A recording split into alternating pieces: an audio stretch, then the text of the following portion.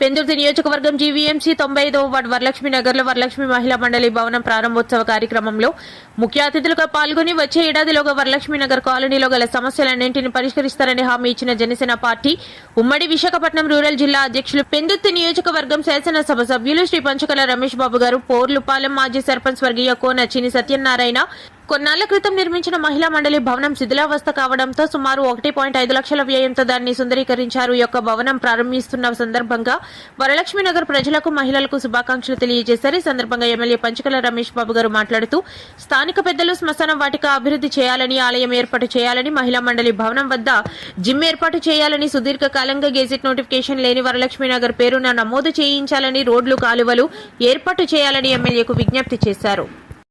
అందరికీ నమస్కారం.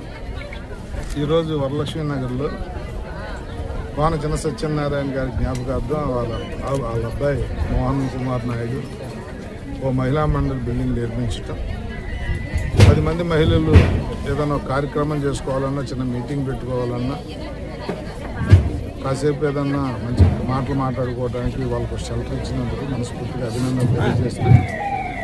మరి వారి జ్ఞాపకార్థం అది నిర్మించడంతో పాటు గతంలో వీళ్ళందరూ కూడా ఒక తీర్మానం చేసుకున్నారు, విగ్రహం కూడా పెట్టాలని చెప్పి.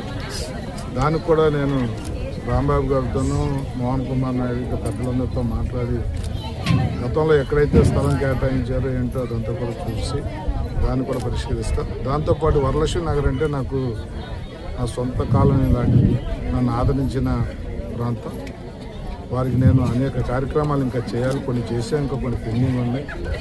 రోడ్లు కానీ, డ్రైన్లు కానీ, ఎలక్ట్రికల్ ఫెసిలిటీస్ కానీ, శ్మశాన వాటికి కానీ, అలాగే టెంపుల్ పక్కన కళ్యాణ మండపం లాంటి షెల్టర్ కానీ, ఇలా అనేక కార్యక్రమాలు చేయాల్సింది.